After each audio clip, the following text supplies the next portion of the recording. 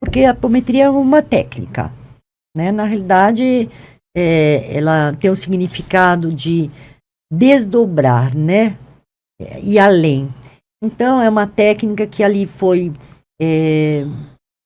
como eu digo assim, foi cientificada, né? Pelo Dr. Lacerda. Ela veio primeiro através do Dr. Luiz Rodrigues. Quanto tempo, mais ou menos? Nossa, ele já tem, eu acho que já tem uns 30 anos. Isso, o Dr. Lacerda já é falecido, deixou as obras dele, né? Os livros, Espírito e Matéria, entre outros. Ele trabalhava, né, na época na Casa do Jardim, em Porto Alegre, foi onde tudo começou. E é uma história antiga, que está aí na internet, para quem tiver curiosidade de se aprofundar, como que foi essa descoberta. Porque, na realidade, a técnica desenvolvida da apometria espiritualista é do Dr. Lacerda. Porque o Dr. Luiz Rodrigues, ele fazia hipnometria, né? Nossa, nunca ouvi falar esse termo, hipnometria. É uma hipnose no qual você separava ali os seus corpos para atingir o corpo astral, mas ao invés da pessoa desdobrar e ir, a espiritualidade é que vinha para fazer as suas intervenções, vamos dizer assim, cirurgias astrais, né? Tá, deixa eu te fazer uma pergunta aqui, que talvez seja a pergunta que o pessoal está começando a se fazer. Pode fazer. Né? A apometria, ela está ligada com alguma religião? Porque quando a gente começa a falar muito de corpo astral, o espiritual, né? A gente sabe que o espiritual não tem nada a ver com a religião, não é o espiritual, né? A religião está dentro, mas ela está ligada com alguma religião? Eu não posso dizer que está ligado para a religião, porque a doutrina espírita não se diz como uma religião, e sim como uma doutrina, uma filosofia, né? Então, falar que está ligado a uma religião, eu desconheço.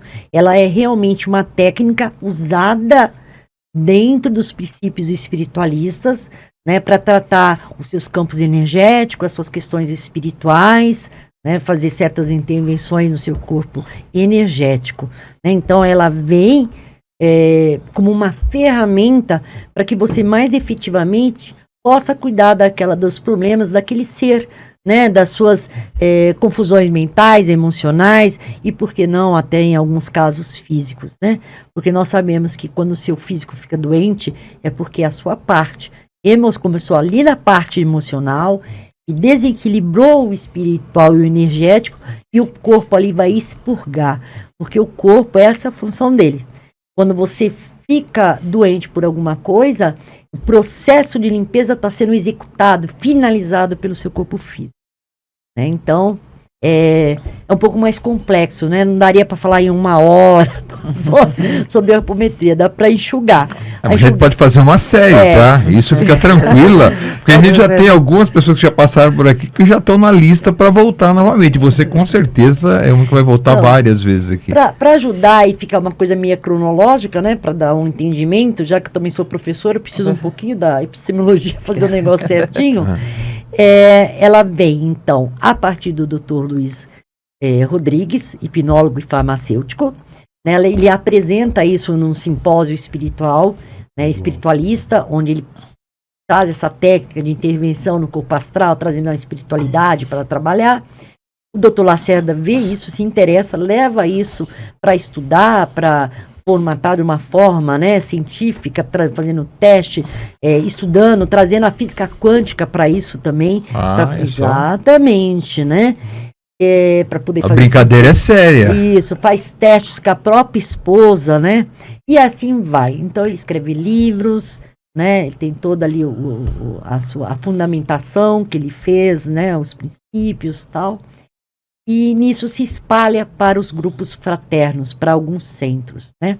E aí há meio um distúrbio, né? Um rachinha, porque nessa parte kardecista, a apometria ela não é aceita, né? Então, por exemplo, a Federação Espírita, ela não aceita a apometria dentro das casas fraternas. Então, se a casa fraterna ela tiver um grupo apométrico ali, ela não vai poder ser... Não sabia.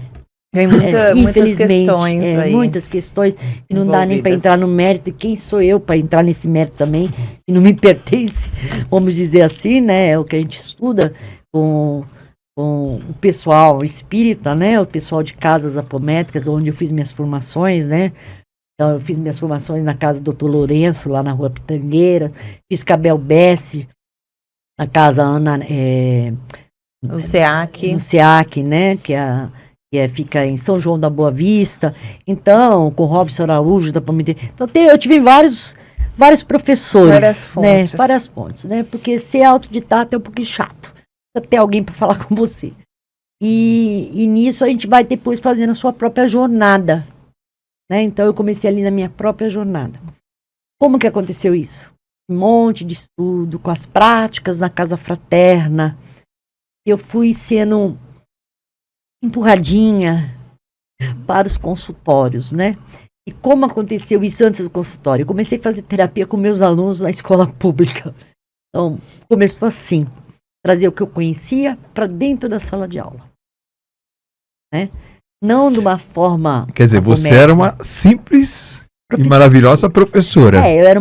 Naquela época eu era uma reikiana, né? Uma doce reikiana, era filósofa, né? Já tinha mergulhado... Você dava aula do quê? Filosofia, lógico. Já tinha mergulhado nos trabalhos no Marinoff, né? Que é o aconselhador filosófico. Então eu comecei a trazer a filosofia dessa forma minha clínica, vamos dizer assim, de consultório, de acolhimento, para dentro da sala de aula, né? E foi maravilhoso, porque eu dava aula de filosofia, tá, gente? Dava. Mas a idade dos alunos, que eu quero, os meus primeiros alunos foram alunos do EJA à noite. Então, os adultos. Então, foi maravilhoso, né? Porque eu dava aula, escolhia ali uma vez por mês, mais ou menos, uma aula terapêutica onde eu abordava outros temas, né? Onde ali eu conversava, a gente trazia as dores ali para fora, né? Então era pessoal de 40, 50, 60 anos. Foi muito bom.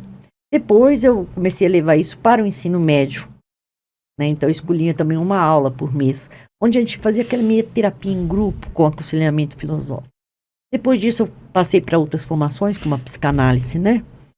E foi indo. Tem uma gama enorme de currículo extenso.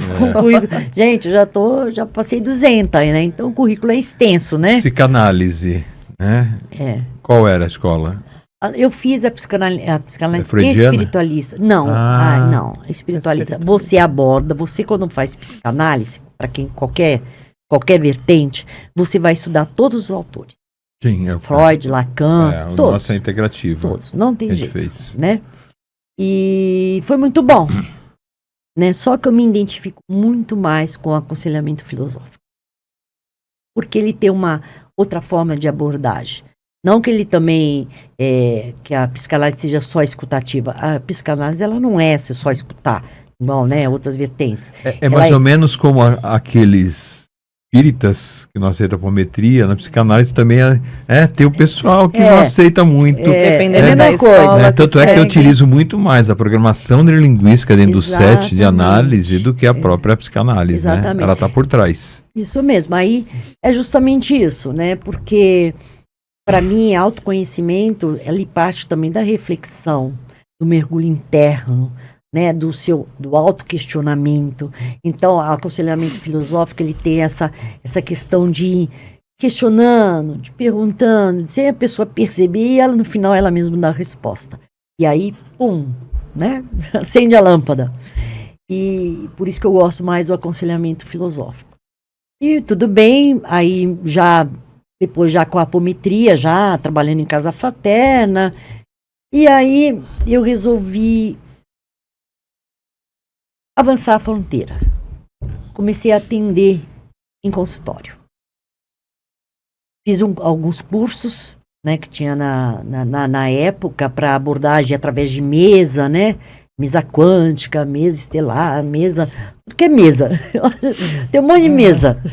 Tem um monte de mesa. Só que toda vez travava uma parte. Sabe, quando você vai num caminho que você age energeticamente, emocionalmente, mas existia algo ali que vinha e eu não sabia o que fazer com aquilo. Geralmente estava no campo espiritual. É uma informação do paciente que você conseguia identificar, mas não sabia o que fazer com isso. Exatamente. E por ser média audiente, sensitiva, eu sentia certas presenças, eu ouvia vozes. E aí complicava, né? Aí que eu fiz na época, falei, não, eu preciso saber o que é que está acontecendo. Ainda não tinha surgido a mesa nem nada. E eu peguei uma amiga minha que é bruxinha, uma Wicca, mas é uma médium. Falei, escuta, você não quer participar de uma sessão? Eu vou atender uma pessoa. Eu queria que você ficasse lá para ver se não sou eu, né? Se tem mesmo acontecendo alguma coisa diferente. E ela topou e ela foi. E aí ela foi a intermediária, né? Trazendo as questões de quem eu estava tratando, né? Então, o que é que estava causando um desequilíbrio na pessoa? E era o quê? Era as vidas passadas dela.